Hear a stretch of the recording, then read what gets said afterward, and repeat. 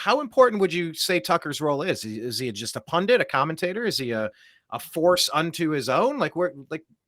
How do you grade and rank Tucker Carlson? Because he's now a free agent Right. after severing ties with Fox.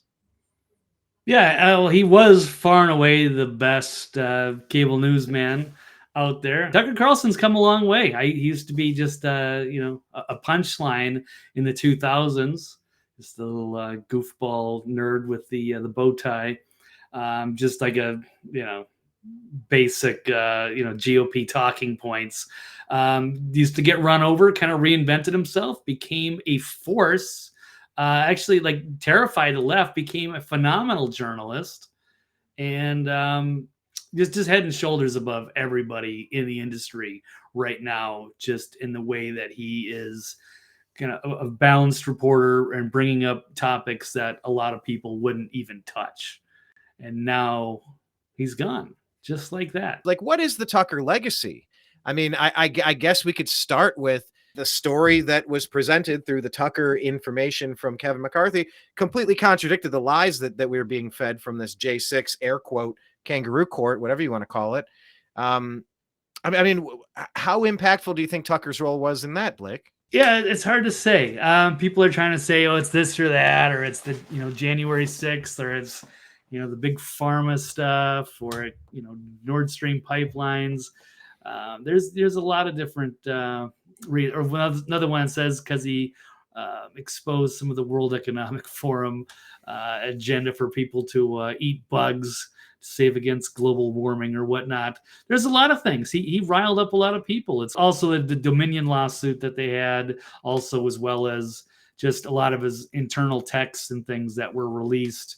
Is letting his feelings known about whether it was Trump or management at Fox or what have you. So I don't know if it's any one thing, but yeah, January 6th, I'm sure that also played a big role in the eyes of Rupert Murdoch. Even though he's like 9,000 years old, it's time for him to step back, but he's still involved in the meddling in the management and what have you. Fox had been completely co-opted. They had been infiltrated.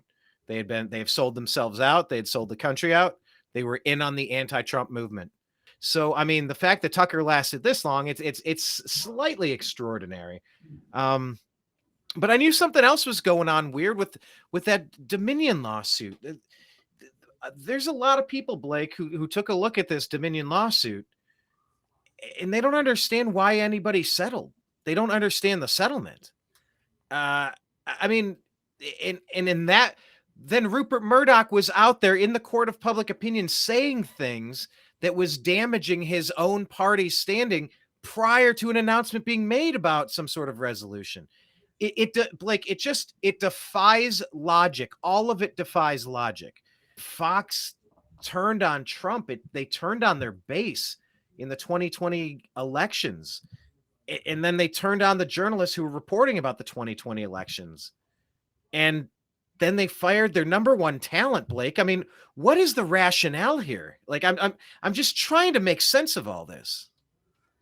Yeah, well, why not? Yeah, they have to solidify their position here. Yeah, they were all anti-Trump. They're pro-establishment. They always have been. That's why I never really liked Fox. They didn't really even start coming around to me until like maybe 2013 at the earliest. After they, obviously the awful years during the Bush years, and then they tried pushing, Mitt Romney, and then they finally started to come around after they smeared Ron Paul. Then they were reluctant on Trump, but then they came around, so they did some good work there, and they've done a lot of good in those several years. But after the re-election, then it became apparent something was wrong, especially with when they called Arizona, and people knew like the fix was in. But then they bring in Paul Ryan, so yeah, you got Mitt Romney's little sidekick VP, who's very corrupt. And so yeah, that's the old guard GOP representing. And they got rid of Lou Dobbs after the 2020 election when he started talking about it. I think Piro's on the chopping block. We got Dan Bongino on the chopping block. A lot of their more people that weren't afraid to say what they think. They're gone, and they're going to get everybody now to just toe the line. Napolitano is gone. Beck is gone. I Yeah, mean, who's left over there? Gutfeld? Is he the only watchable person? Like what's and even left Waters. on I mean, Waters? yeah, Brett Baer is a decent man, but it's kind of milk toast, and he's not going to aggressively go after anything. He's not going to bring up the kinds of stories that Tucker would. And Hannity's good once in a while, but there's a lot of times where he just kind of falls back in line with the old guard, and I don't like that either. So yeah, now is a kind of a crisis over there. I'm not really sure what I would be watching for.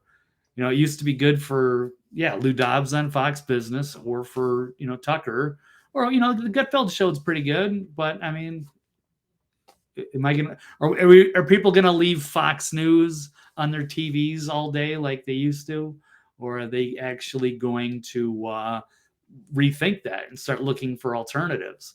Tucker was far and away the best. There's no question about it. And somebody Well, was open and had every voice on, didn't care, went after the truth like a real journalist is supposed to do. And now you're going to replace them with just people that are going to read the scripts and stay out of trouble, which is what they want. And now they're going to make it look like they got rid of all the fringe pieces, and now people got to get back in line with the trusted establishment. They're telling you the truth. Yeah. they're so So toast. They're so toast, man.